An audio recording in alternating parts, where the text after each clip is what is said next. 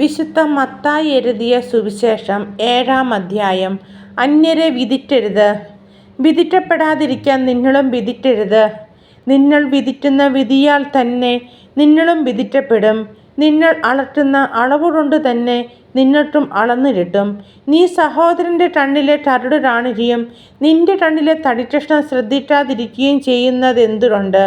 അഥവാ നിന്റെ കണ്ണിൽ തടിക്കഷ്ണം ഇരിക്കെ സഹോദരനോട് ഞാൻ നിന്റെ കണ്ണിൽ നിന്ന് കരട് എടുത്തു കളയട്ടെ എന്ന് എങ്ങനെ പറയും? കപട നാട്യക്കാരാ, ആദ്യം സ്വന്തം കണ്ണിൽ നിന്ന് തടിക്കഷ്ണം എടുത്തു മാറ്റുക. അപ്പോൾ സഹോദരൻ്റെ കണ്ണിലെ കരട് എടുത്തു കളയാൻ നിനക്ക് കാഴ്ച തെളിയും. വിശുദ്ധമായത് നായ്ക്കൾക്ക് കൊടുക്കരുത്, നിങ്ങളുടെ മുത്തുകൾ പന്നികൾക്ക് ഇട്ട് കൊടുക്കരുത്. അവ അത് ചവിട്ടി നശിപ്പിക്കുകയും തിരിഞ്ഞു നിങ്ങളെ ആക്രമിക്കുകയും ചെയ്തേക്കാം. പ്രാർത്ഥനയുടെ ശക്തി. ചോദിക്കുവിൻ നിങ്ങൾക്ക് ലഭിക്കും, അന്വേഷിക്കുവിൻ നിങ്ങൾക്ക് കണ്ടെത്തും, മുട്ടുവിൻ നിങ്ങൾക്ക് തുറന്നു കിട്ടും.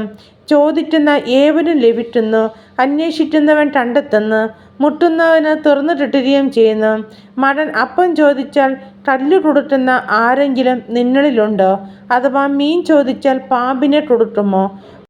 മറ്റൊരു നല്ല വസ്തുക്കൾ കൊടുക്കണമെന്ന് ദുഷ്ടരായി നിങ്ങൾ അറിയുന്നുവെങ്കിൽ നിങ്ങളുടെ സ്വർഗ്ഗസ്ഥനായ പിതാവ് തന്നോട് ചോദിക്കുന്നവർക്ക് എത്രയോ കൂടുതൽ നന്മകൾ നൽകും.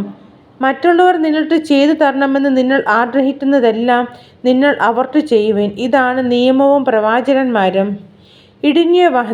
ഇടുങ്ങിയ വാതിലിലൂടെ പ്രവേശിക്കുവിൻ. വിനാശത്തിലേക്ക് നയിക്കുന്ന വാതിൽ വിസ്തൃതവും വിശാലവുമാണ്, അതിലെ കടന്നു പോകുന്നവർ വളരെയാണ് താനും. എന്നാൽ ജീവനിലേക്ക് നയിക്കുന്ന വാതിൽ ഇടുങ്ങിയതും വീതി കുറഞ്ഞതുമാണ്, അത് കണ്ടെത്തുന്നവരെ ചുരുക്കം. വ്യാജപ്രവാചകന്മാർ.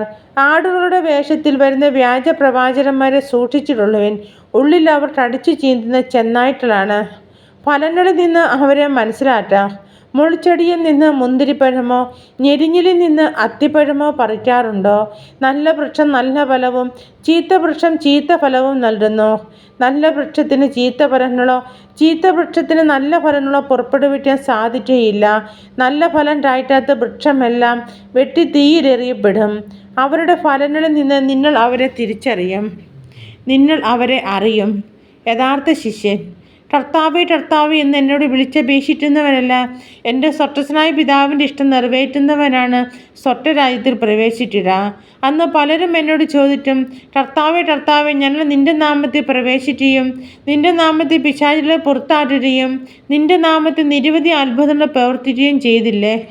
അപ്പോൾ ഞാൻ അവരോട് പറയും, നിങ്ങളെ ഞാൻ ഒരിക്കലും അറിഞ്ഞിട്ടില്ല. അനീതി പ്രവർത്തിക്കുന്നവരെ നിങ്ങൾ എന്നിൽ നിന്ന് അകന്നു പോകുവിൻ.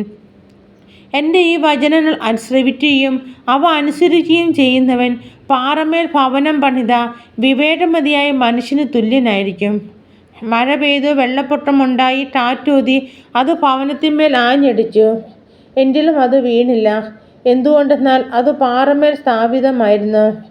എൻ്റെ ഈ വചനങ്ങൾ കേൾക്കുകയും എന്നാൽ അത് അനുസരിക്കാതിരിക്കുകയും ചെയ്യുന്നവൻ മണൽപ്പുറത്ത് ഭവനം പണിത ഭോഷന് തുല്യനായിരിക്കും.